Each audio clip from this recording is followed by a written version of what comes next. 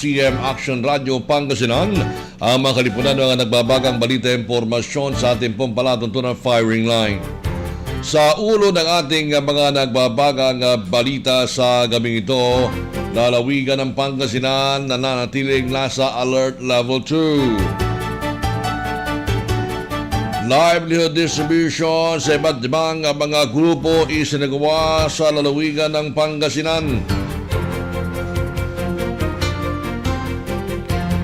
Samantala mga kaaksyon, kaso ng COVID-19 na nanatiling mababa. Mga firecracker-related injuries sa lalawigan pumalo lamang sa 23. Sa mga police report, aabot sa 78 mga sabongero. Huli sa isinagawang raid ng CIDG sa bayan ng San Fabian. Samantalang mga most wanted person arestado.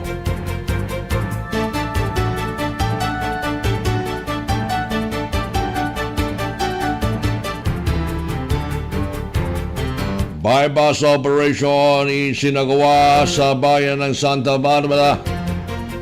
Isa ang huli.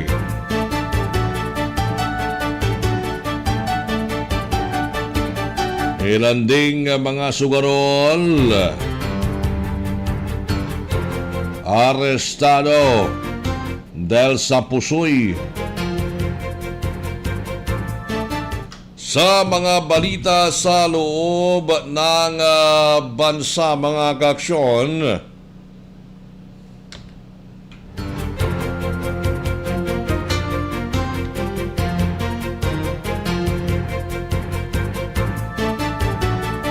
FD Director General Domingo nag-resign sa pwesto.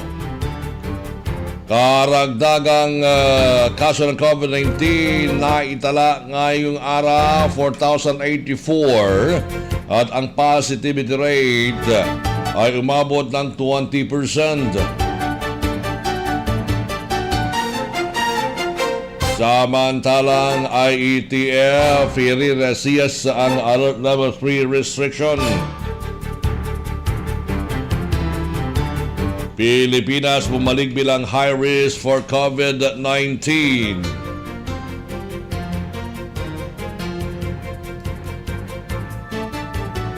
No vaccine, no labas policy sa NCR. Hindi raw solusyon sa COVID-19. Isa pang quarantine skipper galing Amerika huli ayon sa Department of Tourism. 93% ng COVID-19 deaths sa Pinoy Hospital hindi fully vaccinated. Samantalang free mass testing, ginigiit ng grupo ngayong NCR ay nasa Alert Level 3. At syempre mga kaaksyon, sa mga reports na ipaparating ng mga Action Radio reporters, inyo po mapapakinggan sa ating pong palatuntunan na firing line. Siyempre, inyo po makakasama ang inyo pong kaaksyon. Ako po si Action Commander Dan Tiser. At ngayon sa detalye ng ating mga impormasyon, balita mga kaaksyon. Mananatili mga kaaksyon ang lalawigan ng Pangasinan na nasa Alert Level 2. Ito po mga kaaksyon na mula January 1 hanggang January 15, 2022. Pinapayuhan ng publiko na patuloy na sundin ang mga minimum public health standards gaya ng pagsuot ng face mask, madalas na paghugas ng kamay, pagtakip ng ilong at bibig sa tuwing uubo at babahing at physical distancing. Upang sunod ay makaiwas sa anumang kaso ng COVID-19. Samantala, nananatiling mababa ang kaso ng COVID-19 na itatala dito sa lalawigan ng Pangasinan. sa pinakahuling monitoring ng Provincial Health Office noong January 2, tato lamang ang naitalang confirmed case, 25 ang active case, 3 ang recoveries at walang naitalang namatay kahapon. Sa kabila pa rin ang tumataas na kaso ng COVID-19 sa Metro Manila na nilagay ngayon sa Alert Level 3. Sa ngayon, nasa 35,626 ang total COVID-19 case sa lalawigan, 34,378 ang recovered at 1,223 ang total death. Na kung saan ito po nanatiling nasa Alert Level 2 status ang lalawigan ng Pangasinan.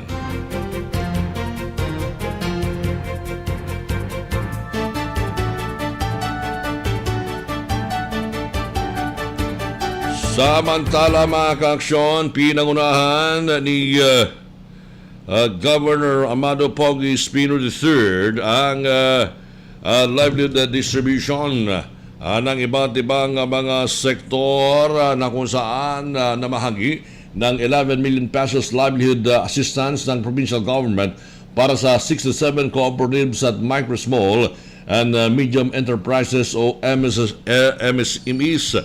Narito mga kaaksyon ang naging pahayag ni Governor Amado Pogi Espino III. 11 million plus po ngayon. Medyo ito po ang pinakamalaki na ibibigay po ng provincial government. Pero maganda pong mangyayari po ngayon, meron po yatang 4 na sinabi po ni Sir Ellsworth na 10th cycle. So makaka-receive yun ng 250. Imagine, yung 4 po na yun ng 10th cycle, tagto 250, that is already 1 million. Samantala, mahigit maliban sa 4 na grupo na nasa 10th cycle na may 18 bagong kooperatiba para sa batch na ito, habang ilan ay nasa 2nd, 3rd, 4th, 5th at 6th, 7th, 8th at 9th cycle na. Narito ang karagdag pahayag ni Governor Pogi. Next year, mag-11th cycle na po kayo, mapapaabot po natin ng siguro 300,000 na. Ano po ba ang target natin? 1 milyon, di ba? Bawat isa. Hindi po ganito kalaki ang ipapaabot po sa inyo kung hindi po kayo nagbabayad o binabalik sa amin. Muling nagpasalamat si Governor Pogi sa pagsuporta ng mga kooperatiba at MSMEs sa programang ito ng provincial government na layuning palakasin ang negosyo at kabuhayan ng mga Pangasinense.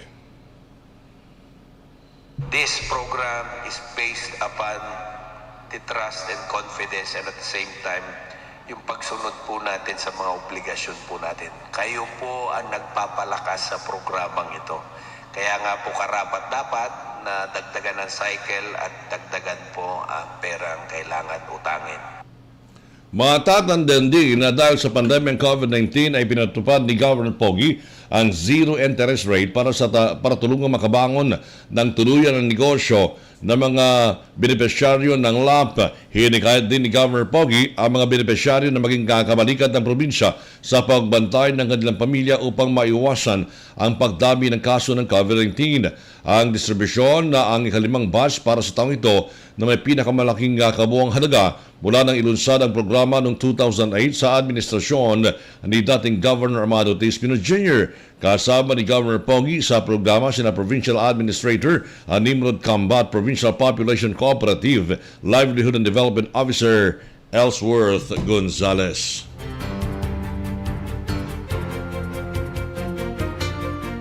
Samantala, sa ilang pa mga impormasyon, bagamat walang patid ang naging paalala ng mga otoridad na iwasan ang paggamit ng firecrackers sa pagsabalubong ng taon, ng bagong taon, na kapagtala pa rin ang kapulisan ng mga biktima ng paputok.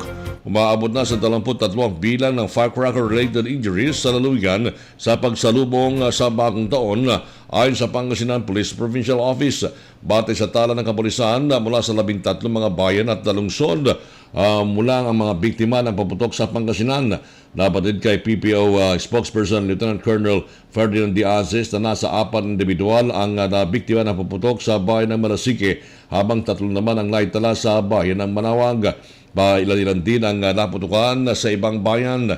Ayon kay Diazes, karamihan sa mga biktima ay nagtamo ng mga minor injuries makalang gumamit ng pinagbabawal na boga, which is Judas Belt, Samantalang sa kabila nito ay anya na naging maayos, payapa at matiwasay ang pangkalatang pagsalubong ng bagong taon sa lalawigan ng Pangasinan. Anya, nasa kasagsagan ng pasalubong sa 2022, lahat ng kapulisan sa lalawigan ay nakaalerto, gayon din ang lahat ng logistics ng bawat impilan ng pulis tulad ng mobile patrols at iba pa.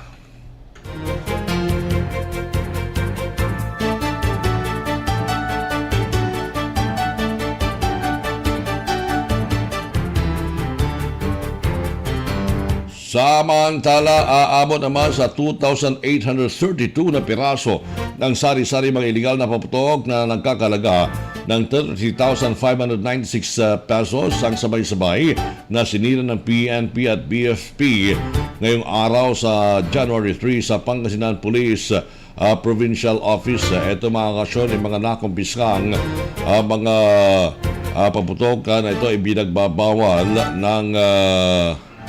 ng mga otoridad. At ito po kanina mga kaksyon, ito'y ganap ng sinira upang sa ganoon sa ito pamagitan ng pagsaboy ng tubig upang sa ganoon ay hindi na mapakinabangan.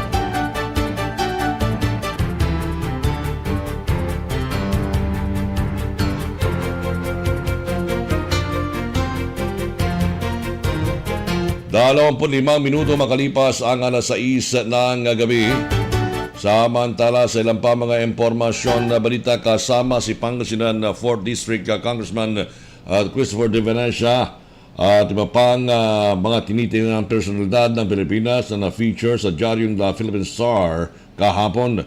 Ito ay sa Life and Style column ng batikang manunulat na si Melita Manangkil, na isa sa mga editor ng Philippine Star. Sa artikulong Dreams and Wishes for 2022, ilan sa mga kasama ni Congressman De Venecia na nagbahagi ng kanilang mga pangarap at mithiin sa kasalukuyang taon ay sina Fernando Zubel ng Ayala Corporation, ang sikat artistang si Catherine Bernardo, si Madam Doris Magsaysayho ng Magsaysay Group of Companies at ang arkitektong si Ramon Antonio at iba pa. Pangunahing binanggit ni Congressman De Venecia ang pangarap niya para sa creative industries kung saan siya ang kinikilalang kampiyon sa pagsulong ng naturang industriya sa bansa. Kasama sa inaasam niya ay ang pagbangon ng creative industries sa napektado ng pandemya at pagsabatas sa Philippine Creative Industries Development Act. Idinagdag din niya ang pag-usbong ng turismo sa 4 distrito, kasama na mga liit na negosyo at establishmentong pang-turismo at iba pang cultural and creative initiatives na tinatawag gaya ng kanyang anak Banwa Awar Arts Residency Program at ang Kalamansian at Butaw sa bayan ng San Fabian.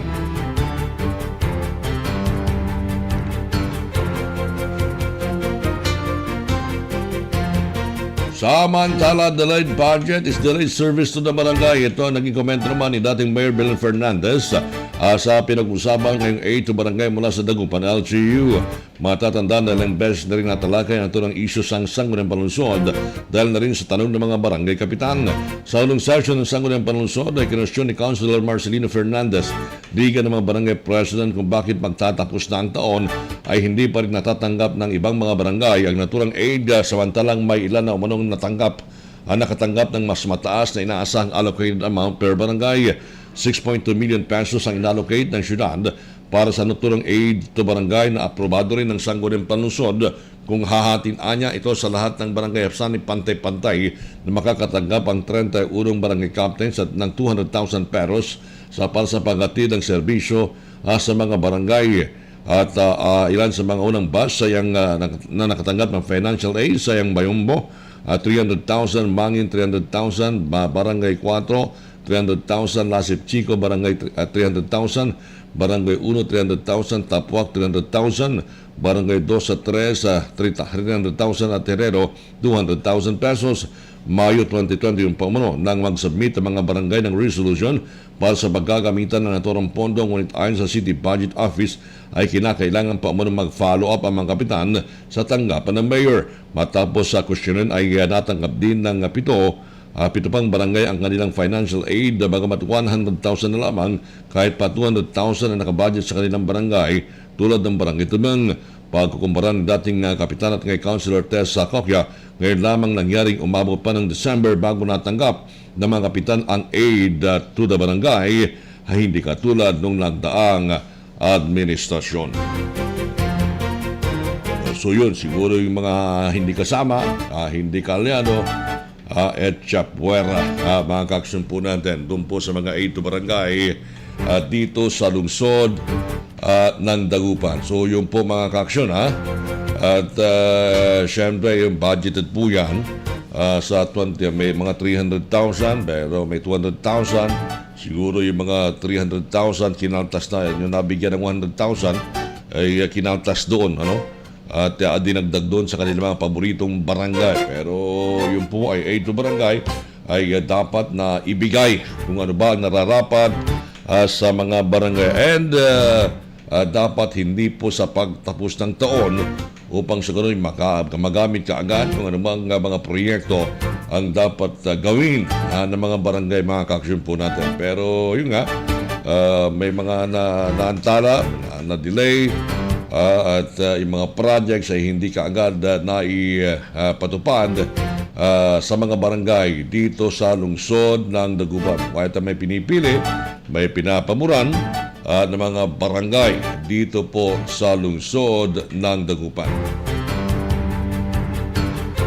Babalik po tayo mga kaksyon sa ilang pa mga impormasyon na balita sa ating pong palatuntunan firing line. Makalipas po ang ilang mga paalala. Ang balitang ito ay hatid sa inyo ng ACS Manufacturing Corp.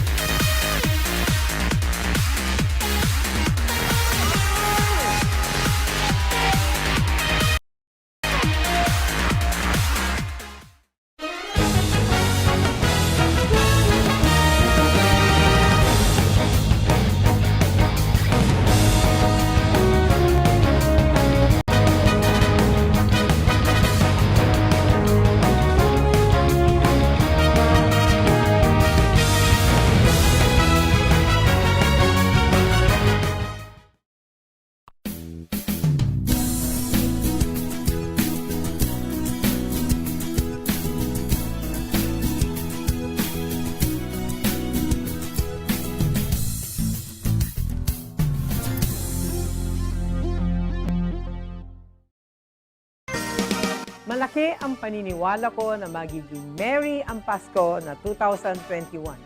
Hindi tayo nagpatinag sa mga pagsubok na dumating. Palakasin pa natin ang ating pananampalataya na may magandang bukas na naghihintay sa atin. Kapit lang dahil ang mensahe ng Pasko ay pagmamahal, pag-asa at pagkakaisa. Ito po si Belen Fernandez na bumabati ng Merry Christmas po, Pinablin Dagupen. Sa gitna ng pandemya, ay dama pa din natin ang diwa ng Pasko. Pagtutulungan, pagkakaisa, at pag-alala na ang Pasko ay masaya kapag kasama ang pamilya. Mula po sa inyong lingkod, Vice Mayor Brian Cua, kami po sa Sangguniang Panglungsod ay bumabati sa inyo ng maligayang Pasko at maligong bagong taon.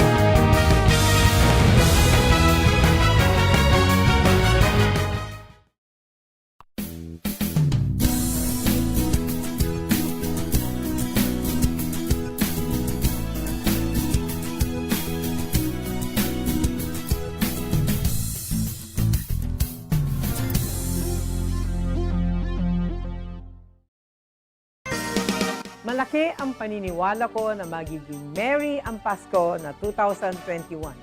Hindi tayo nagpatinag sa mga pagsubok na dumating. Palakasin pa natin ang ating pananampalataya na may magandang bukas na naghihintay sa atin. Kapit lang dahil ang mensahe ng Pasko ay pagmamahal, pag-asa at pagkakaisa. Ito po si Belen Fernandez na bumabati ng Merry Christmas po, Pinablin Dagupen. Sa gitna ng pandemya, ay dama pa din natin ang diwa ng Pasko. Pagtutulungan, pagkakaisa, at pag-alala na ang Pasko ay masaya kapag kasama ang pamilya. Mula po sa inyong lingkod, Vice Mayor Brian Cua, kami po sa Sangguniang Panglungsod ay bumabati sa inyo ng maligayang Pasko at maligong bagong taon.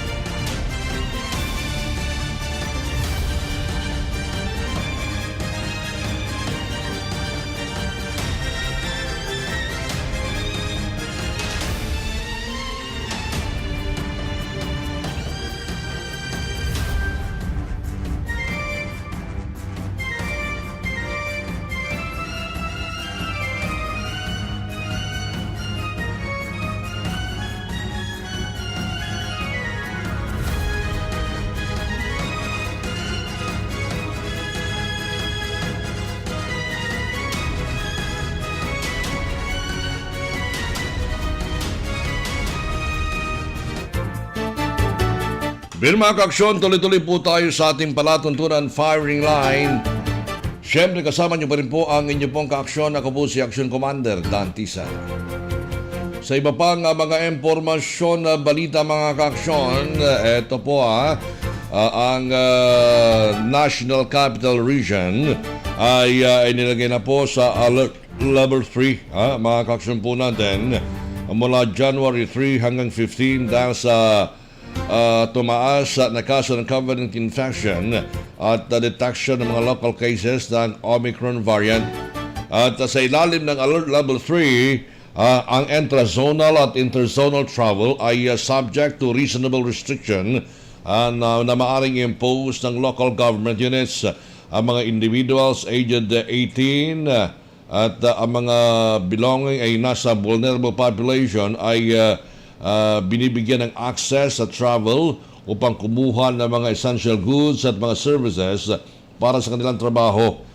Pero po kay Secretary Carlo Nograles ay mag-uusap pa sila sa IUTF dahil ang mga rules na binuo at na-announce mga kaaksyon po natin ay doon po nung mababa pa ang vaccination natin. So it's something that we will revisit, which is why ang technical working group ay mag-meet ngayong araw ayon kay Nograles. And we'll have an ITF meeting tomorrow so we can talk about this again.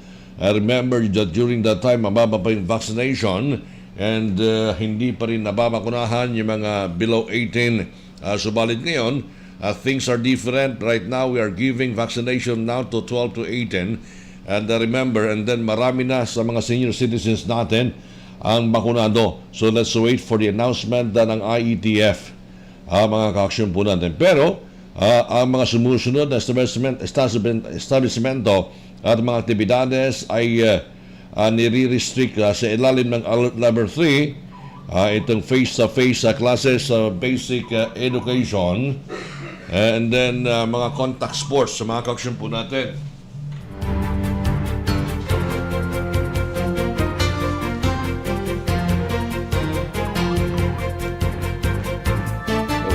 Hello.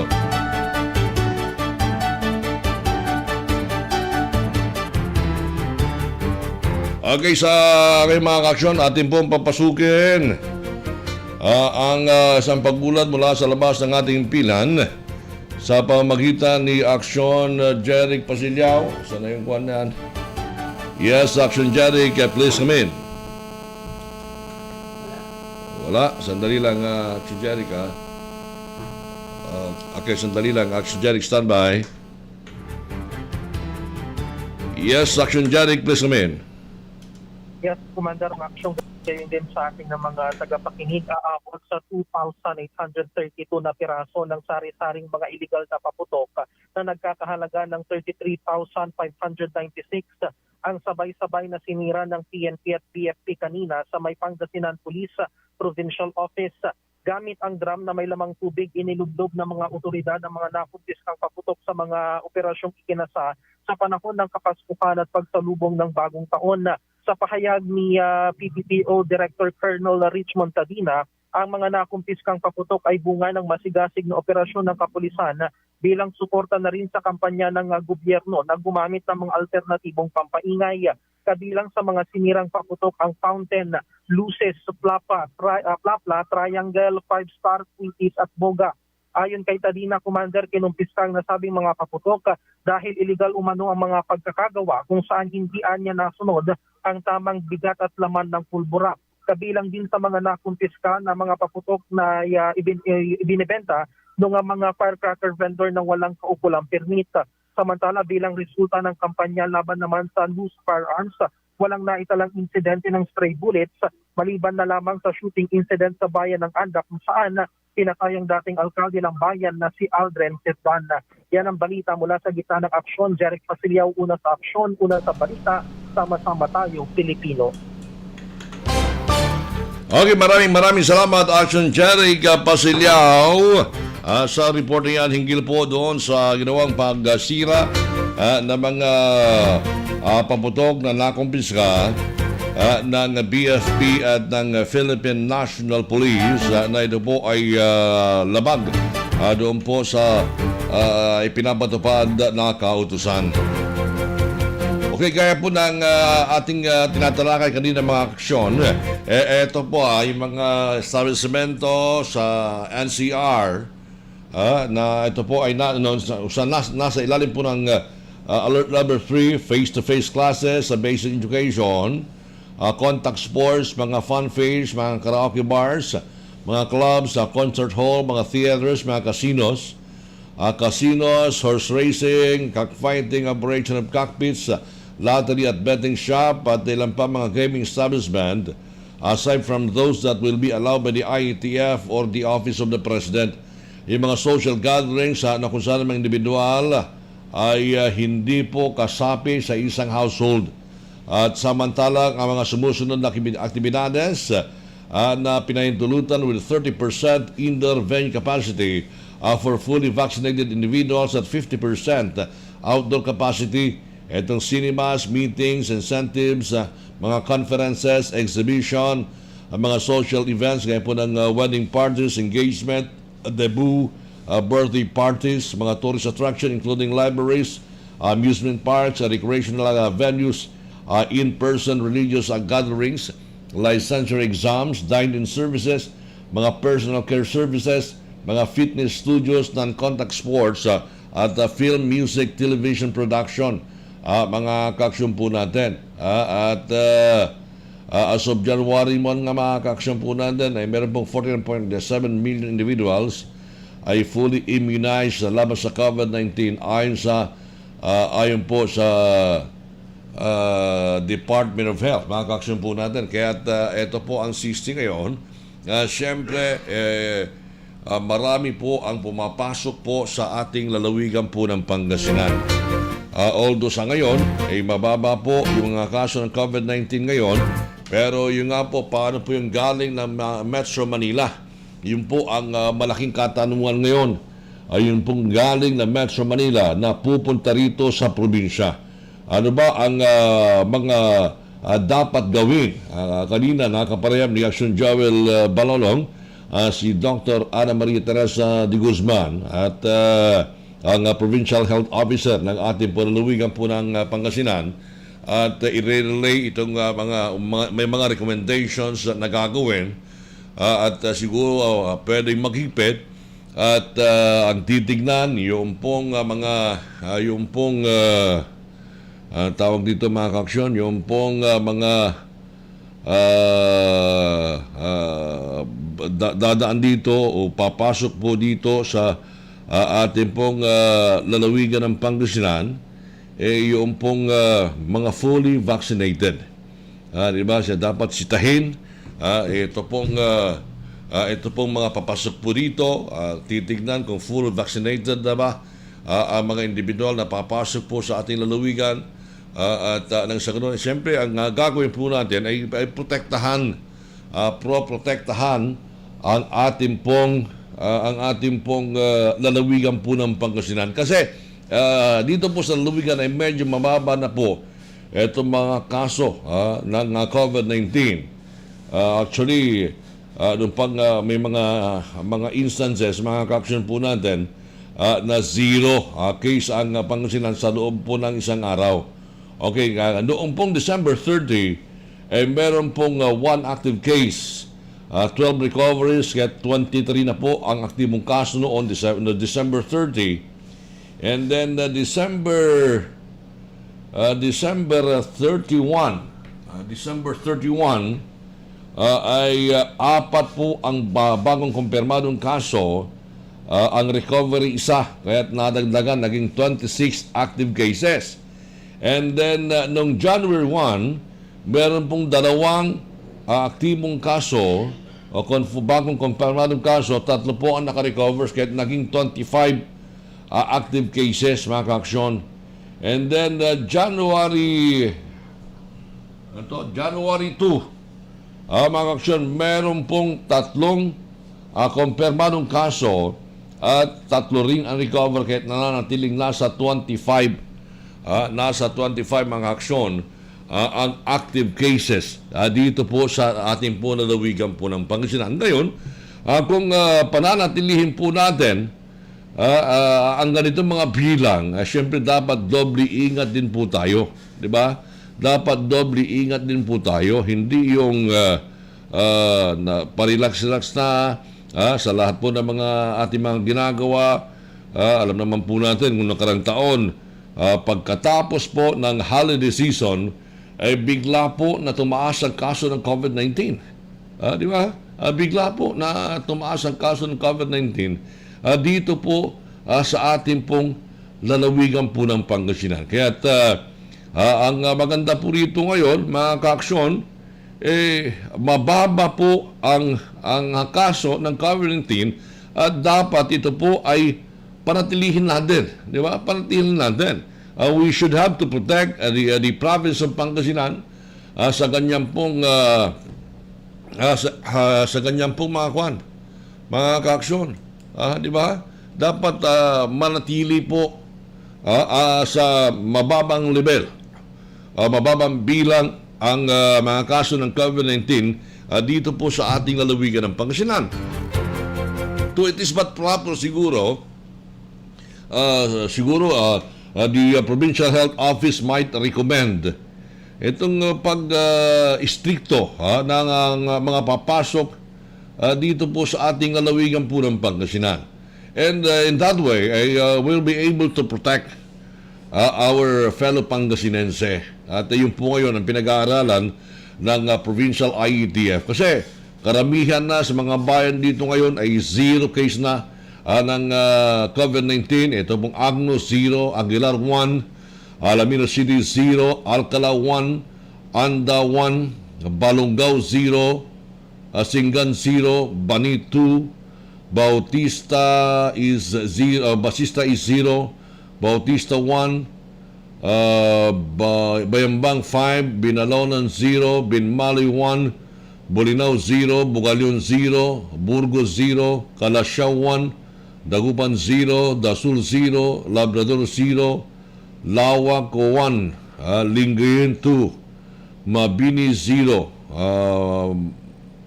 Manasiki 2, Manawag 0, Mangaldan 1, Mangatarem 0, Mapandan 1, Natividad 0, Puso Rubio 0, Rosales 1, San Carlos City 1, San Fabian 0, San Jacinto 0, San Manuel 0, San Nicolas 0, San Quintin 0, Season 0, Santa Barbara 1, Santa Maria 0, San Tomas 0, Sual 0, Tayug 0, Mingan 1, Orbistondo 0, Ordaneta City 0, Villa Cis 1. So yun po mga kaaksyon.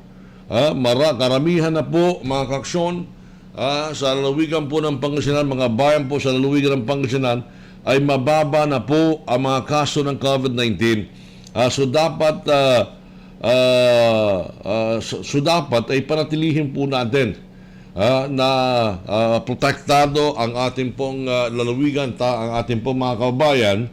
At siyempre dapat magpasunod din ng mga measures, di ba?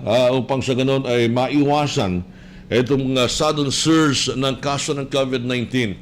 Kasi sa national, mga kaaksyon, dati hundreds na lamang po, ngayon tumataas uli. At the same as to the National Capital Region. Kasi pag nasa Capital Region, may mga Omicron variant, mga kaaksyon po natin. And then, pag biyahe po sila dito sa ating po lalawigan po ng Pangasinan, medyo apektado po. Hindi po ba? Apektado. Mga kaaksyon po natin. Kaya yun po ngayon, ang dapat po nating gawin itong to protect the province of Pangasinan for further surge of the COVID-19, especially ay sana po ay wala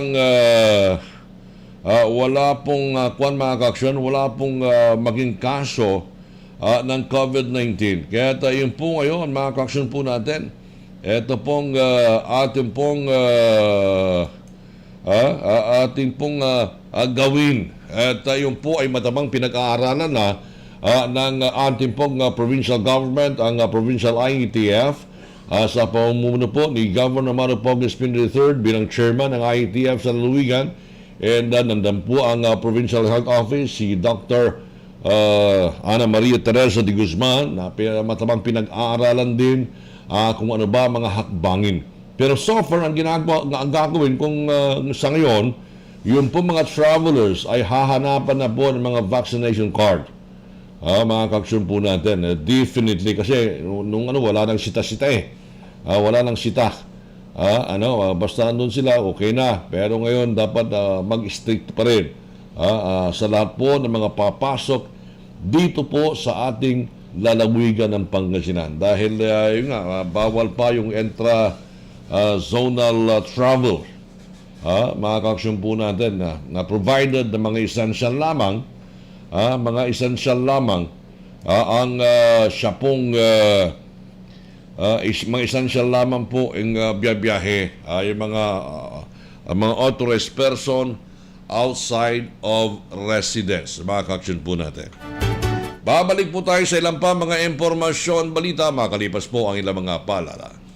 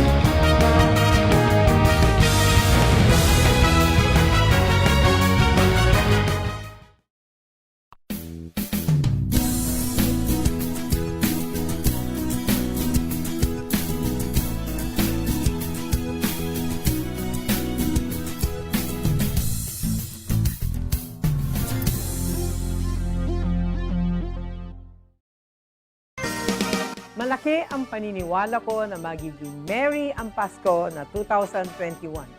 Hindi tayo nagpatinag sa mga pagsubok na dumating.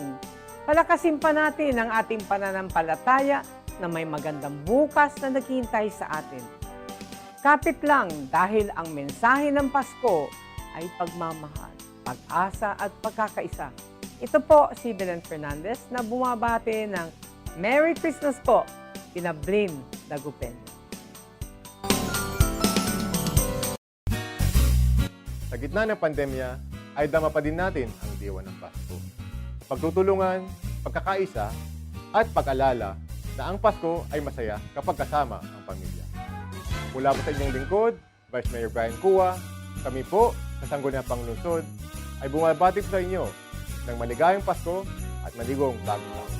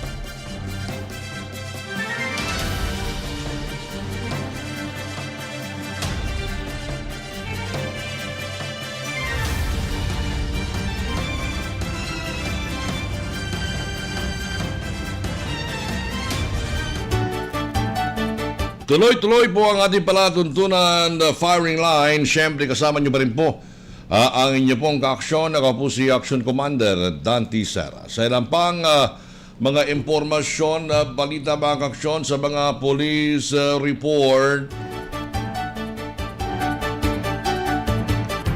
Nasagip dito sa Luwi ng Pangsyonan ng isang 5 taong gulang na batang inireport na kinidnap sa Taguig City sa Metro Manila.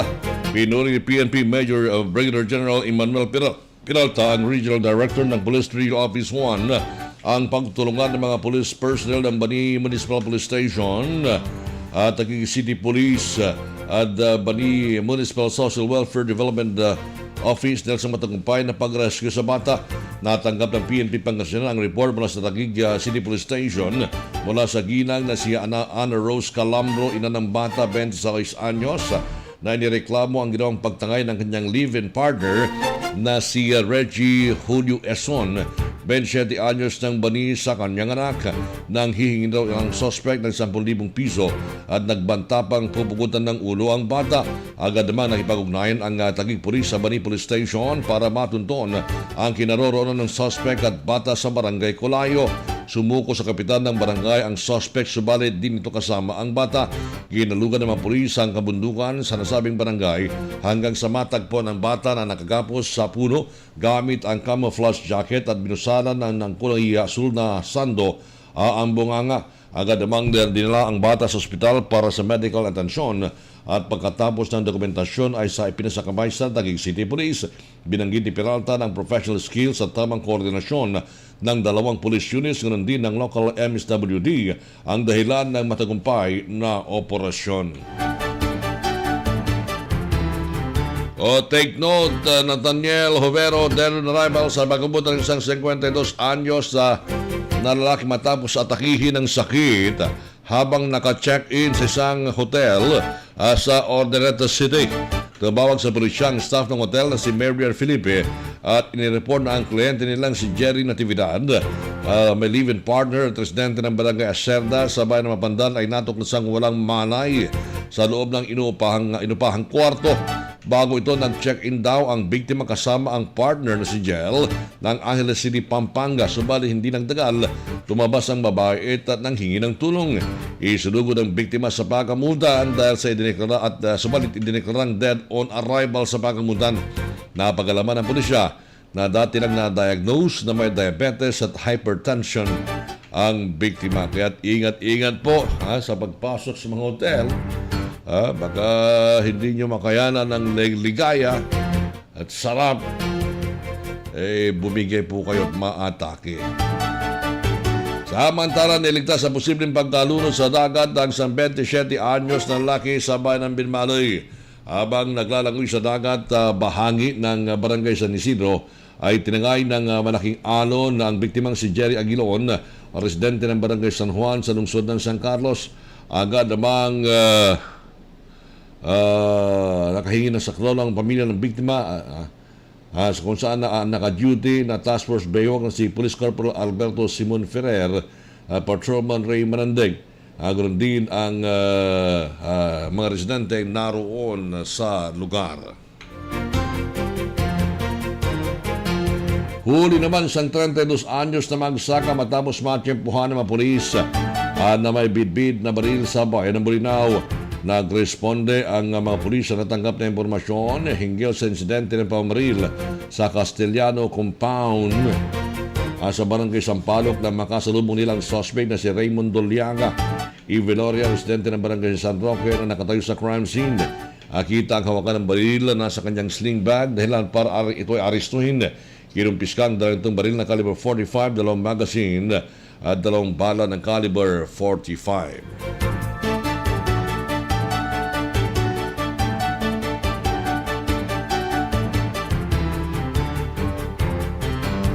Siyam na minuto makakalipas ang alas 7 po ng gabi. Dinakip namang 3 katao dahil sa illegal na sabong sa bayan ng Basista. Sa sinagawang anti-illegal gambling operation ng mga pulis sa barangay Diaz ay nadakip sina Fred Datuin Ipadilla Magsaka, Sherwin Agustin Ipostor, driver Brando Datuin Segundo, tubero na po ang residente ng barangay Bacante sa bayan ng Bautista.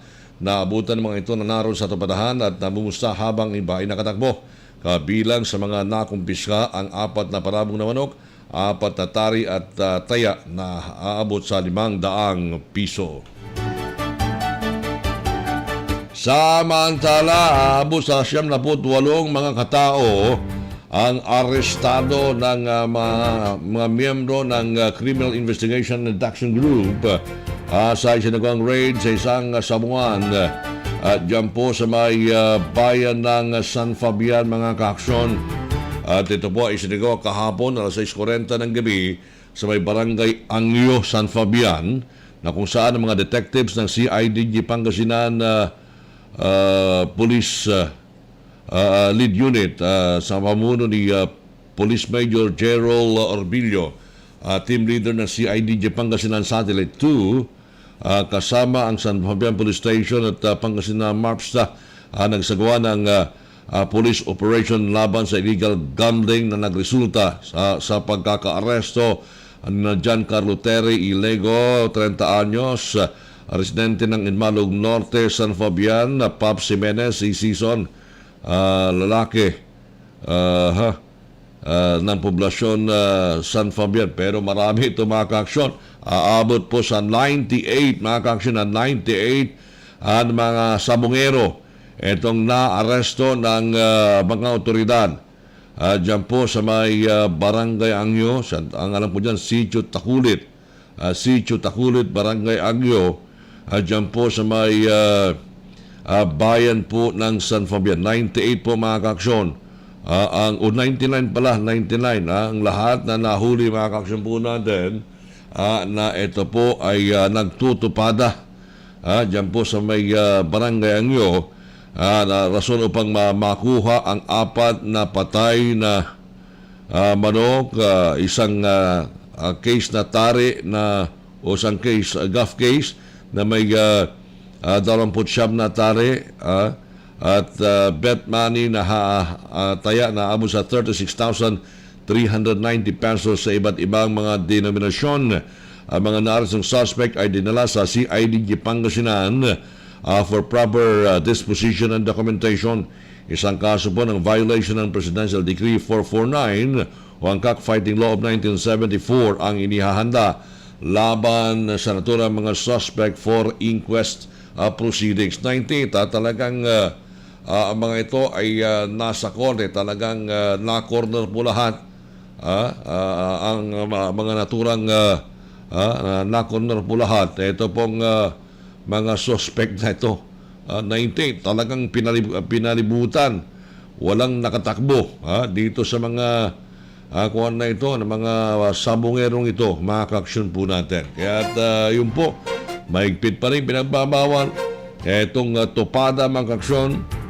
At ito po, nagresulta sa pagkakahuli. Bagong taon, puro sabong ang kanilang mga inaatupan. Samantala sa barangay Don Antonio Village sa Rosales, Pangasinan, ng mga personnel ng Rosales Police Station ay nagsagawa ng anti-illegal gambling operation na nagresulta sa pagkaka-aresto ng isang Mirbert Gabuyo Ilordios sa 38 anyos, residente ng barangay Don Antonio Village, Rosales, habang apat na hindi pa nakikilang suspect ay nakatakas sa hindi malamang direksyon na makaraang makita ang presensya ng mga operating team. Tinangka naman ang operating team na habulin ang naturang suspect, subalit hindi nila nahabol.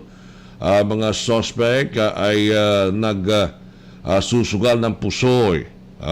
Nakakumpiska sa kanila ang 2 baraha, isang monoblock chairs, 5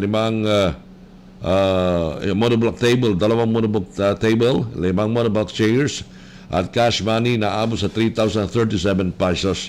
Ang mga na-arrest ng suspect, mga kaaksyon po natin, ay dinala sa Eastern Pangasinan District Hospital sa Bayan Tayug for physical at medical examination, mga kaaksyon po natin. Pero nang tanungin, ang identifikasyon ng ilang mga suspect ay hindi nila masabi. Hindi masabi, mga kaaksyon po natin. At ito po, isa lamang po ang nahuli. Talagang hindi siya aamin kahit siya po ang kakasuhan ng violation ng Presidential Decree 1602 as amended ng Republic Act 9287. 15 minuto makakalipas ang alas 7 po ng gabi. Samantala sa may Barangay Poblacion Norte sa bayan ng Santa Barbara, nagsawa naman ng anti-illegal drug operation ang Santa Barbara Police sa pamumuno ni Police Major Rizalino Suarez, Chief of Police kasamang PDEA Region 1, na nagresulta sa pagkaka-aresto ng isang Alejandro Natividad Itamayo alias Datdo, 33 anyos, may asawa, residente ng Barangay Dalungi sa bayan ng Santa Barbara, at nakalista sa bilang street level individual sa naturang bayan.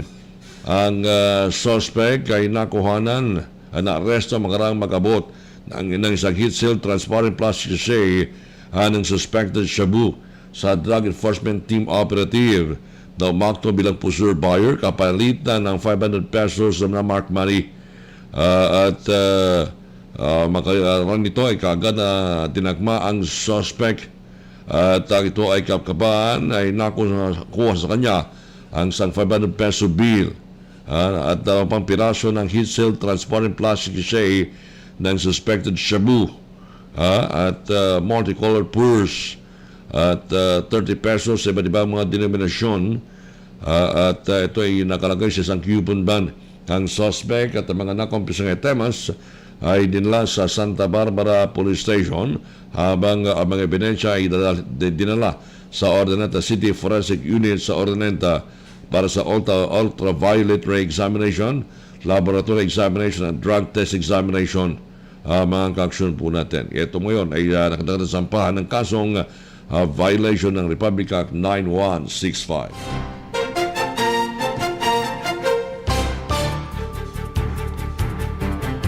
Di 7 minutos sa makalipas sa ang alas 7 po ng gabi sa ilang pang mga police report.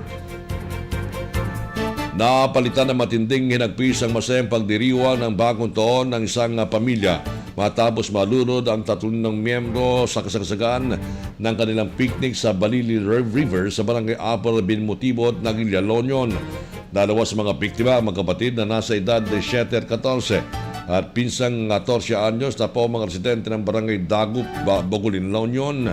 Sa investigasyon, Naguilian Police ang 3 biktima kasama ang kanilang pamilya ay nagpunta sa naturang ilog para mag-picnic. Nang matapos kumain ng tanghalian, sabay-sabay na lumusong sa ilog ang tatlong biktima para maligo. Makalipas ang ilang minuto ay napansin ng mga kaanak na nawawala na ang tatlong dalagida kaya agad nilang hinanap hanggang sa makitang lumulutang na sa ilog kaya agad silang humingi ng tulong sa pulisya. Isunugod pa sa Naguilian District Hospital ang tatlong biktima, subalit hindi na naisalba pa ng doktor.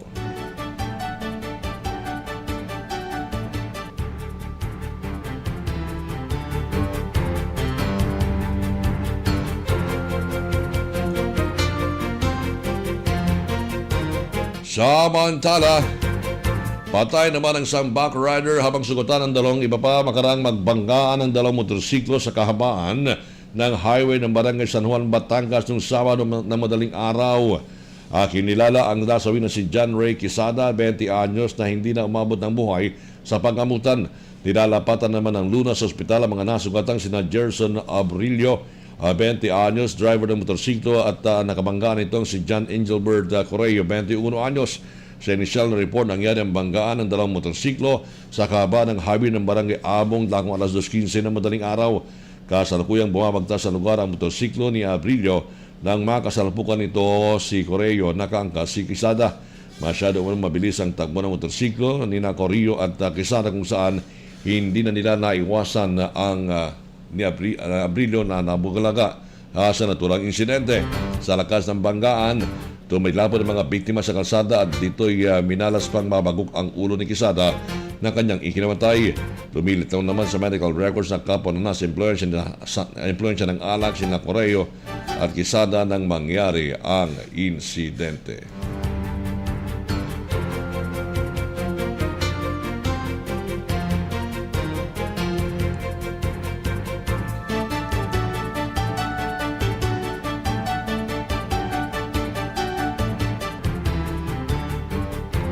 Dalawampung minuto makakalipas ang alas 7 po ng gabi.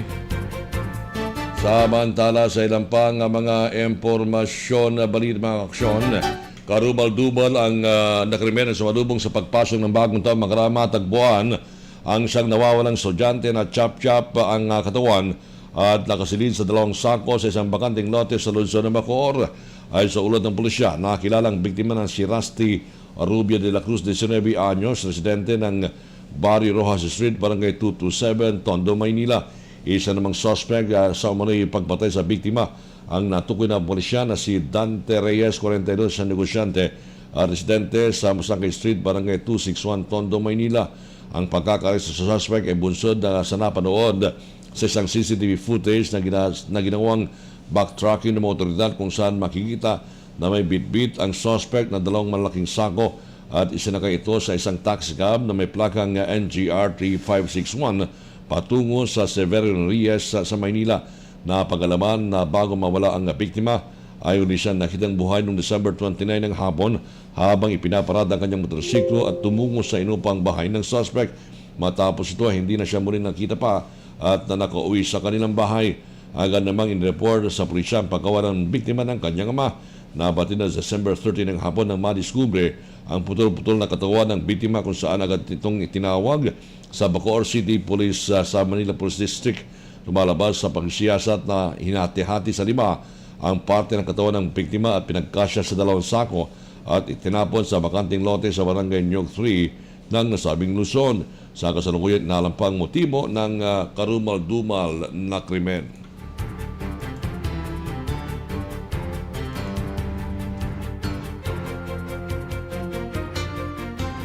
22 minuto makalipas ang alas 7 po ng gabi. Kaugnay pa rin ang balitang iyon na paglustay ng pera dahil sa pagkalulong sa online samong.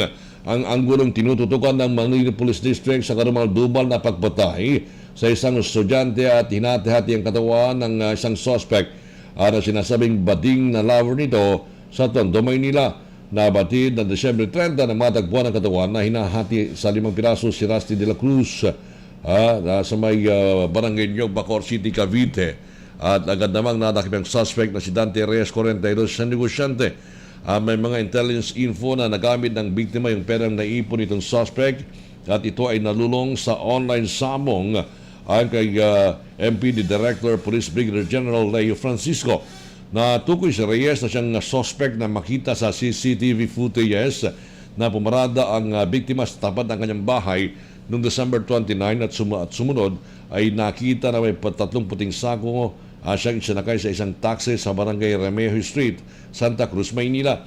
Hapon na ng Disyembre 30 nang tumawag ang Bacoor City Police sa MPD at ipinagbigay alam ang isang bangkay ng lalaki na hinahati-hati sa lima at isinilid sa sako at iniwan sa bakanting lonte sa barangay Nyog 3. Dahil dito, nagkasa ng manhunt operation ng mga tauhan ng MPD at natimbog si Reyes sa may Mel Lopez Boulevard sa panulukan ng Zaragoza Street. Biniripika ng mga pulis na may relasyon ng biktima at ang suspect na umano ay isang bakla. Kaya man, naharap siya ngayon sa kasong murder sa prosecutor's office.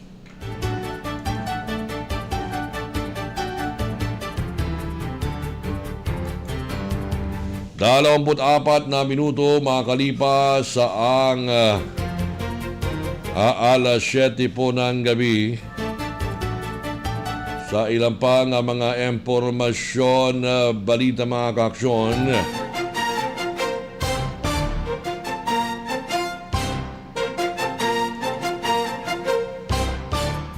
Patuloy na inimbestigahan ang pagpatay sa magkapatid na Crizzy Guine at Crizel Luis Magwad. Batay sa Facebook post ni Lovella Magwad, ina ng mga biktima, inilahad niyang isang sakristan nagsiservis sa simbahan ang isa pang umanong suspect sa pagpatay sa kanyang mga minor de edad na anak. Nauna nang kilalanin bilang suspect na si Janice na sa kasalukuyan ay nasa kustodiya ng DSWD-M lang. Ang kay Lovella, pinangangalagan mo ng DSWD ang suspect. One of the suspect has been in and out from the DSWD and received psychosocial intervention and taken care of them in more or less 8 years, while the other is sacristan who has been serving the church sa Poste de Lobella. Ipinanalangin umano ni Lobella ang mga sumusuporta sa Republic Act 9344 o Juvenile Justice and Welfare Act of 2006 na mabuksan ang kanilang mga mata sa realidad. I pray that the proponent of the Juvenile Justice Law and its supporters, the law itself, rights advocates, politicians who are always backing up complaints on disciplinary measures given to children wrongdoings in school and in the community to open their eyes to reality, sabi pa ni Lobella. Sa ilalim ng Juvenile Justice Act na maaring panagutin sa batas ang mga nakagawa ng krimen kapag sila ay 15 anyos pa baba. Iginiit ni Lobella na hindi umunopatas ang DSWD sa pakikitungo sa mga suspect at mga biktima na kapwa minor de edad. The scenario we're experiencing right now shows the unfairness of the DSWD in dealing with the suspect and victims of both minors. I saw how they handled with care and protection the suspect, leaving my innocent kids alone who didn't savor the privilege of their rights. Patuloy ni Lobella, victims are always victims unless there would be the bravest hearts and impartial sound mind to fight for justice. Anya, naganap ang krimen noong December 10, 2021 sa loob ng bahay ng mga Magwad.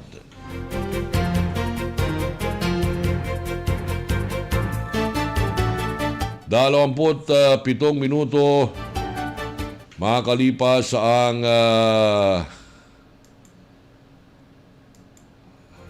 alas 7 po ng gabi. Samantala mga kaaksyon, sa ilang pang mga impormasyon na balita mga kaaksyon, dalawa naman ang huli sa hotlags mga kaaksyon po natin sa may Karanglan, Nueva Ecija. Tapos masakote na pinagsabi ng pwersa ng pulisya at environment officers ang dalawang lalaki na nagtangka magpuslit umano ng 3,058.56 board feet ng illegally cut sawn lumber na nagkakalaga ng 611,712 na ludang sa closed van sa kahabaan ng Maharlika Highway, Barangay Hoson sa Karanglan, Nueva Ecija. Batay sa ulat, kinilala ang dalawang narsong suspect na si Jomer Diteques, 38 driver, at Jason Maniquez, 36, pahinante ng Kapobatasan Bata, San Miguel, Bulacan. Nabatid na pinaran dalawang suspect ng sanib puwersa ng Karanglan Municipal Police Station, DNR Centro, Muñoz City, kasama mga tauhan mula sa 2nd Provincial Mobile Force ng NEPO, DNR, Nueva Vizcaya at Santa Fe Police Station ng Nueva Vizcaya PPO hanggang 1:30 noong linggo ng hapon. Nabatid na sakay ang dalawa ng kulay white and silver closed van na may plakang CCO 6915 at galing umano sila ng norte at patungong hatimugan ng harangin ng otoridad. Wala umanong naipakitang dokumento ang dalawang suspect at ngayon nakatagda na silang sampa ng kasong paglabag sa Presidential Decree 705 o revised sa Forestry Code habang dinala mga kahoy sa opisina ng DENR sa Science City of Muñoz.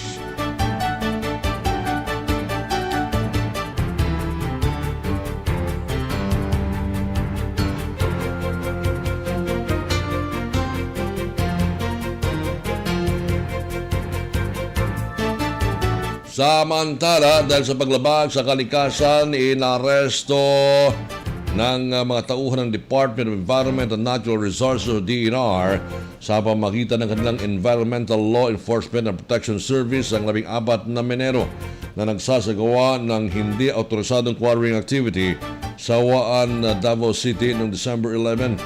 Mga kauksyon po natin.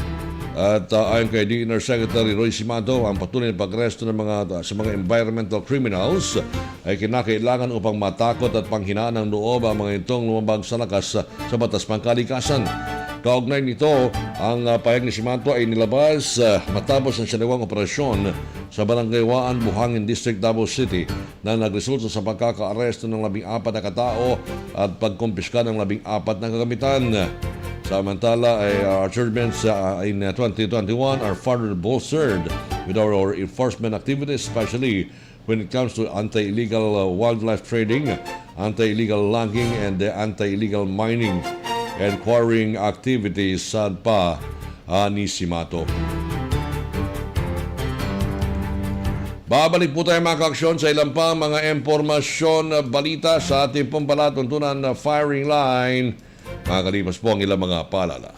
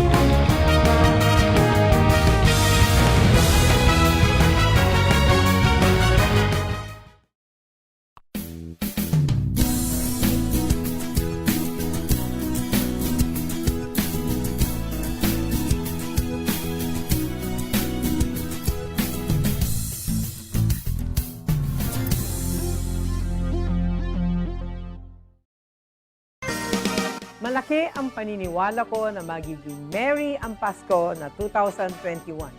Hindi tayo nagpatinag sa mga pagsubok na dumating. Palakasin pa natin ang ating pananampalataya na may magandang bukas na naghihintay sa atin.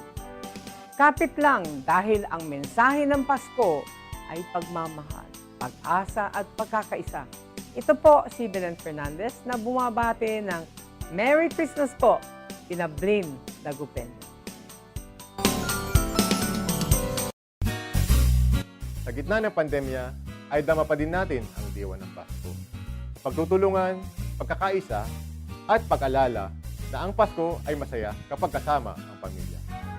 Mula po sa inyong lingkod, Vice Mayor Brian Cua, kami po sa Sangguniang Panglungsod ay bumabati po sa inyo ng maligayang Pasko at maligong bagong taon.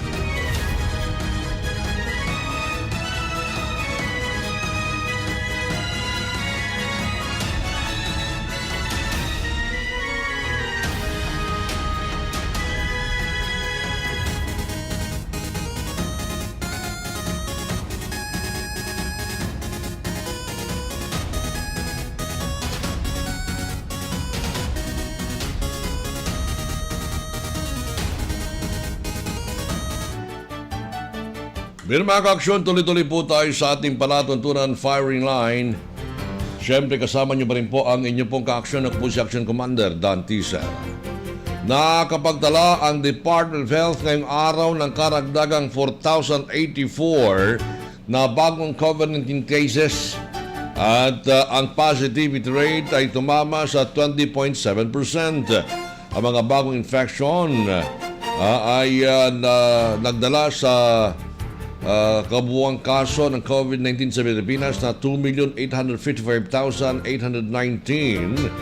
at ang 4,057 na na-report within the past 14 days mga kaaksyon po natin. At nanatiling ang Metro Manila ay ang top region na mayroong mga maraming kaso sa nakalipas na 2 linggo, sinundan ng Calabarzon at Central Luzon. 16 naman na ang namatay kahapon o ngayong araw. Ang dahilan umabot na sa 51,586 ang namatay mga kaaksyon po natin. Kaya ito po sa ngayon ang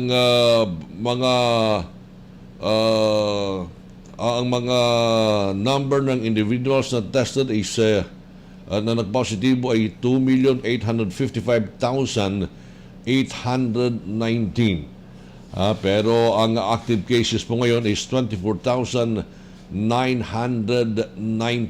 mga kaaksyon po natin. Kaya medyo tumaas mga kaaksyon. Ito pong kaso ng COVID-19 dito po sa ating pong bansa. Kaya dapat mag-ingat pa rin at huwag pa-relax-relax ang ating pong mga kababayan. Na kung saan po eto po, dahil ang Pilipinas po, mga kaaksyon, ay nananatiling high risk sa COVID-19, high risk sa COVID-19, mga kaaksyon po natin. At ito po ay base doon po sa report, mga kaaksyon po natin, na ang Pilipinas ay nabalik bilang high risk for COVID-19 sa kalagitnaan ng pagtaas ng bilang ng infection. Ayon po sa Department of Health, pinundo ni DOS Undersecretary Maria Rosario Berhire na merong 222% growth rate kung ikukumpara mga kaso na nai-record mula December 6 to 19, 2021, December 20, 2021 to this January 2, 2022. Nationally, we are now at high-risk case classification from low-risk case class in the previous week, showing a positive 2-week growth rate at 222% and a moderate risk average daily attack rate of 1.07 case for recovery for every 100,000 individual. Cases in the recent 1 week also show a positive increase, anya. And ang National Capital Region ay na-classified din bilang high risk for COVID-19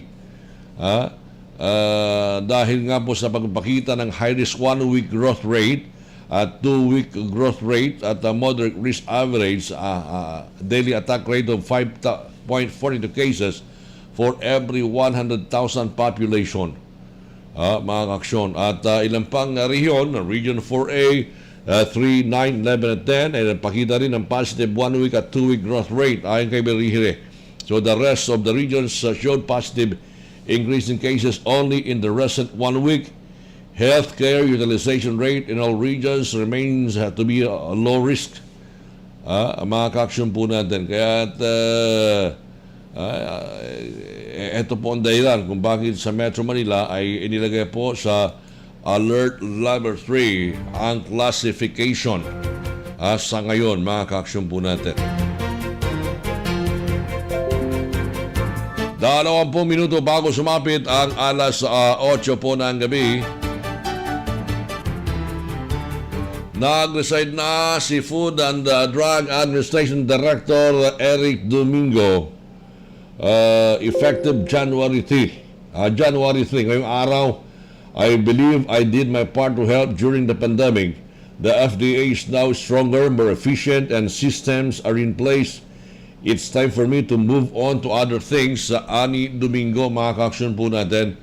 At ang Department of Health, ang sabi na si FDA Deputy Director General Dr. Oscar Gutierrez ay nai-assign bilang officer in charge. Si Domingo ay isa sa mga tao na nagresponde sa impact ng COVID-19 pandemic habang ang FDA responsable sa pag-aproba ng mga vaccine, mga emergency use authorization at ilang pang mga trabaho, mga kaaksyon po natin. Bakit? Sabi naman ni Steve McKing, it's time for me to move home and enjoy my ill-gotten wealth in beach house somewhere. Sabi ni Jerry, under his leadership, they got caught accepting lobbying money from U.S. groups to favor harsh vaping laws. Sabi ni another by the dust, that is all that he believes he can accomplish. Meanwhile, some authorities continue to make senseless statements about this despite the fact that they have been relying on other countries for nearly 2 years. Sabi naman ni CIA, lagpas na sa kota kaya napaisip na magbitaw sa pwesto. Sa totoo lang, wala namang kayong na-contribute sa bayan. Kayo pa nga ang nagpahirap sa ating mga mamayan, kaya ang daming nagawa nyo sa FDA. Sabi naman ni Max, dapat noon pa, long overdue, contributed to the pandemic problem. kumita na kaya pwede nang mag-resign daw. Ano ba naman yan? So yun po mga ka-action po natin. Ang ilang pang mga kampo natin. Ilang pang mga issues po dyan, development po sa ngayon. Samantala mga ka-aksyon, sumang-ayon ng mga Metro Manila mayors na mag-impose ng stricter measures sa mga individual na hindi pa nababakunahan sa kalagitnaan ng COVID-19 sa kalagitnaan po ng tumataas na COVID-19 cases. Ito naman ang sinabi ni MMDA Chairman Benhur Abalos. Sa ilalim ng Alert Level 3, sinabi ni Abalos na mga unvaccinated individuals ay dapat na manatili sa kanilang mga kabayan sa lahat ng oras except during the procurement of goods and services. Para ka nag-ECQ only for the unvaccinated for their own protection. Dapat nasa bahay lang sila. Pwede silang lumabas kung bibili lang sila ng essential goods and services. Anya mga kaksyon. At nagdesisyon ng mga Metro Manila mayors na pagbawalan ang mga unvaccinated indoor at outdoor dining areas, mga leisure or social trips to malls, hotels, events, venues, sports and country clubs at katulad ng mga establishmento. Ang mga unvaccinated people are also restricted from domestic travel via public transportation except in procuring goods and services. Sinabi pa ni Abalos na ang negative reverse transcription polymerase chain reaction test ay kinakailangan every 2 weeks for unvaccinated workers at their own expense for them to be allowed for on-site work. An antigen test may be conducted should the result of the RT-PCR test not be immediately available, sabi niya mga kaksyon po natin. Kaya ayon kay Abalos, ang pagpatupad ng mga bagong measures ay temporary. This resolution shall be enforced and in effect while the COVID-19 alert level in the National Capital Region is at alert level 3 or higher and shall be automatically lifted once alert level 2 or lower is declared. So ito po yung napagbatuhan na in principle ng mga mayors pumayag sila kaso ito inayos lang subject to form and style. Dahil sa ilalim po ng IETF guidelines on alert level 3, intra-zonal and interzonal travel are subject to reasonable restrictions that may be imposed by local government units. Among individuals aged 18 and those belonging in the vulnerable population are likewise allowed to travel avail of essential goods and services for work. Yun po mga kaksyon. Ang resulta po niyan. Dahil nga po sa aqua na yung mga kaksyon po natin. Kaya ito po ngayon ang nakikita mga kaksyon po natin doon po sa imposition po ng alert level system, masyadong relax. Samantala, handa raw ang Pilipinas na harapin ang Omicron variant na makarangang maki-experience ang bansa sa paglaban sa Delta variant ayon sa Department of Health. Sinabi ni DOH Undersecretary Maria Rosario Berhire na as early as 2 weeks ago, ang DOH ay nag-advise sa mga ospital na ipihanda ang kanilang mga facilities for possible rise in COVID cases. Tayo ay nakapagbigay ng abiso 2 weeks prior to this week doon sa ating mga ospital, and they should be ready, be expanding their beds, stockpiling their medications. Ani Berhire, we are ready for this, and kung ano man yung na-experience natin noong tumaas yung kaso ng Delta variant, tayo ay masanda na ngayon dahil ating naranasan yung ganong karami mga nagpunta sa ospital. At prepared na po tayong lahat. Talaga sigurado kayo, mga kaksyon. Baka mamaya hanggang rhetorics na lamang yung pong mga sinasabi, di ba? Mga kaksyon po natin, tingnan po natin, pero dapat huwag po tayong magyabang. Magyabang. Gawin na lang po natin trabaho. Ika nga po natin. Action speaks louder rather than in words. 11 minuto bago sumapit ang alas 8 po ng gabi. Samantala mga kaaksyon,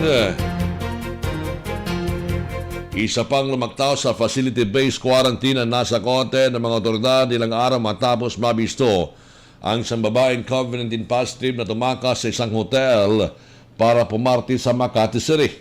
Ito naman ang binalita ng Department of Tourism Lunes sa gitna ng pagsilid ng COVID-19 cases sa Pilipinas habang dumarami ang kaso ng mas nakakahawang Omicron variant. Ayon kay Tourism Secretary Bernadette Romulo Puyat, nanggaling din sa Amerika ang bagong quarantine breacher na isang babae. Imbis na mag-check-in para sa mandatory hotel quarantine, dumiretsoan niya ang nabanggit sa kanyang condominium para magpamasahe. Nahuli rin naman daw siya na agad na nakuha pang mag-Instagram story. The investigation found that the returning OFW o Filipino was referred to a hotel in Makati for the mandatory quarantine period for arriving international passengers ayon sa DOT. The hotel management, however, claimed that when its personnel went to the airport to pick up the individual, according to the procedure, the individual evaded going to the hotel with the hotel staff by claiming a quarantine exemption that turned out to be non-existent. Sinasabing isang individual na malapit sa violator ang nagtimbre sa DOT officials na siyang nagkumpirma sa investigasyon ng ahensya. Inindos naman daw ng DOT ang kaso sa Philippine National Police para sa kakulang aksyon. Kinumpirma na rin ng CIDG na inaasikaso na ng Regional Field Office sa National Capital Region ng kaso. The DOT appreciates the hard work and dedication of all accredited hotels who have ensured the returning of Filipinos safely and comfortably finish the prescribed quarantine before they're allowed to leave hotel premises. Sa panuntunan ng IETF na nilabas noong December, kinakailangan mag-facility-based quarantine ang mga travelers mula sa mga green at yellow list countries at mag-RT-PCR test sa kalimang araw matapos silang dumating ng Pilipinas. Nagdagatibo man o positibo, kailangan sila mag-quarantine ng hanggang 14 na araw mula nang lumapag ang eroplano o lumapag sa bansa ang Amerika na pinanggalingan ng babae yellow list country. Unang sinabi ng Bureau of Quarantine na lahat ng malabag sa Trump Protocol ay agad na natutukoy at may mga nakasuhan na rin. Ayon naman kay Health Undersecretary Maria Rosario Berhire na hindi pa nakakarating sa kanilang balita tungkol sa tinaguriang massage girl. Alam po natin lahat na these things na ginagawa ng mga violators ay under the table siguro kaya nakakalusot sila. Nanawagan naman si Berhire sa lahat ng mga returning overseas Filipinos na makiisa sa pagsunod sa quarantine protocols, lalo na safeguard ito sa Pilipinas para hindi na tumas pa ang COVID-19 cases. Sinabi na noon ng Department of Health na paglabag sa Republic Act 11332 o Mandatory Reporting of Notifiable Diseases and Health Events of Public Health Concern Act ang pagsuway sa mga naturang COVID-19 guidelines and policies na siyang meron ding mga karagdagang parusa.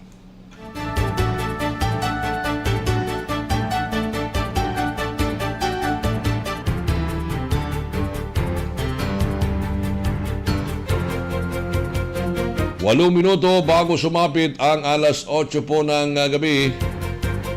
Samantala, dahil sa biglang pagtaas ng COVID-19 cases, anitong holiday season, nanindigan naman ang grupong Bagong Alyansa Mga Kabayan o Bayan na isakatuparan ng libreng mass testing laban sa sakit, bagay na hindi pa rin ibinibigay ng gobyerno hanggang sa ngayon. Linggo lang nang umabot na sa 4,600 ang bagong COVID-19 cases sa Pilipinas. Ang pinakamarami simula pa noong October 24. Naglaro lang sa mababa 500 ang bagong kaso noong nakarang mga linggo. Ngayon may panibagong surge sa COVID-19, dapat isagawa ang libre at malaganap na COVID-19 testing sa Pilipinas para matukoy ang kaso ng COVID at mapigilan ang paglaganap nito ayon sa bayan. We have to assume that there is already local transmission of the Omicron variant. Mas nakakahawa ito kaya dapat pag-ibayuhin ang testing.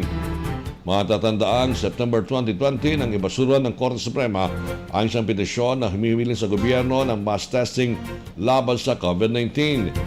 December 31 ang tumuntong sa 14 ang kaso ng mas nakakahawang na Omicron variant sa Pilipinas ayon sa Department of Health. Mga kaaksyon po natin.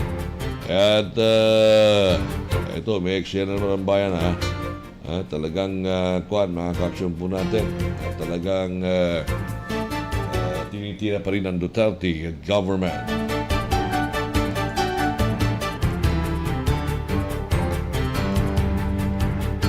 Samantala mga kaaksyon, lumalabas pa rin sa datos ng Department of Health na overwhelming majority ng mga namamatay at kinakailangan ng matinding pangalaga sa mga ospital dahil sa COVID-19 ay hindi nakakuha ng kompletong bakuna. Ito ang payag ng DOH kasabay ng payag na babawal ang lumabas ng bahay sa Metro Manila ang mga hindi mabakunado maliban kung importanteng hanggat alert level 3. 93% ng mga namatay sa mga ospital ay unvaccinated or partially unvaccinated. Ang mga nabanggit ay sinasabing kumakatuwa sa mga hospitalized severe infection kasabay ng pagpasok ng mas nakakahawang COVID-19 na Omicron variant sa Pilipinas. Kasalukuyang nakalagay sa alert level 3 ang Metro Manila dahil sa pagsirit ng cases, bagay na nangyayaring inaasum ng DOH ang high probability ng local transmission ng gobyerno ng Omicron. Sa ngayon, aabot lang sa 49.85 milyong katao ang nakakompleto ng COVID-19 vaccine doses sa Pilipinas, maliban pa sa 1.84 million na natulukan ng booster shots nito. Samantala, bagamat lubhang nakakahawa, sinasabi daw ng ilang mga pag-aaral sa United Kingdom na hindi may ugnay sa mas malalang kaso ng COVID-19 cases ang Omicron variant. Yung latest data ng UK comparing 500,000 patient with Omicron and 500,000 patient with Delta shows that Omicron is less severe than Delta by about threefold less, ayon sa infectious disease expert na si Dr. Edsel Salvana. So one-third yung hospitalization from Omicron compared to Delta across all groups, whether vaccinated or unvaccinated. Siyempre, mas mababa yung bakunado, tapos Omicron. Mga ka-action po, mabuti naman po sa ganon, mga ka-action po natin ha. At nang sa ganon ay ito, medyo makarahinga namang maluwag. Samantala, ang petisyon na buksang muli ang pag-file ng Certificate of Candidacy para sa 2022 election ay isa lamang plano upang itulag ang new election scenario. Ayon kay Partido Demokratiko Pilipino Lakas ng Bayan Vice Chairman Lobgardo Barbo, ang PDP Laban faction na pinamumunuan ni Energy Secretary Alfonso Cuise ay humingi sa Commission on Election na i-scrap ang self-imposed deadlines para sa darating na eleksyon habang ang kaso ay pending sa COMELEC. On the other hand, Barbo is a party executive associated with the camp of Senators Manny Pacquiao and Senator Aquilino Coco Pointel III. Dating Senate Secretary si Barbo ay tumatakbo po senator sa slate ni Pacquiao sa presidential aspirant under PDP Laban. Sa isang statement, sinabi ni Barbo na ang petisyon ni Cusi ay dapat na baliwlain ng COMELEC habang kanilang hakbangin ay to subvert the public's will in an effort to derail the electoral process. Do not allow such people illegally and idiotically acting as representatives of the PDP Laban to further destroy the party and the electoral process for their own selfish and evil ends. Anya, ang kanilang petisyon may result in delaying and derailing the electoral process and benefit a chance to have failed election to prolong their hold on power. Delay the printing of ballots and processing of COCs will have that effect, ani Barbo. Anya, ang Cusi-wing petition is an admission that it was impossible for them to comply with the simple deadlines of the COMELEC after their much publicized hubris. They are in control of the party and they are the team to beat. It is also an admission that they do not offer anything to the electorate other than their lust for continuous power. Ang filing po ng COC ay sinagawa from October 1 to 8 last year at ang national local election ay nakatakda sa May 9. Sinabi pa ni Barbo na ang pursuing action ay ismak ng lack of authority of the real party leadership. As far as the real PDP Laban is concerned, there has been no authority to file such kind of petition to allow the filing of COCs, and such petition was filed by mere usurpers and pretenders designed to mislead the public that they are authorized by the party to do such farcical acts, sa ani Barbo. Mga ka-aksyon po natin. Wala na po tayong sapat na oras sa ating pong palatuntunan firing line. Sa technical side, nakasama po natin si Nathaniel Hovero. Ang inyo pong ka-aksyon, ako po si Action Commander Dante Serra. Una sa aksyon, una sa balita, sama-sama tayo Pilipino.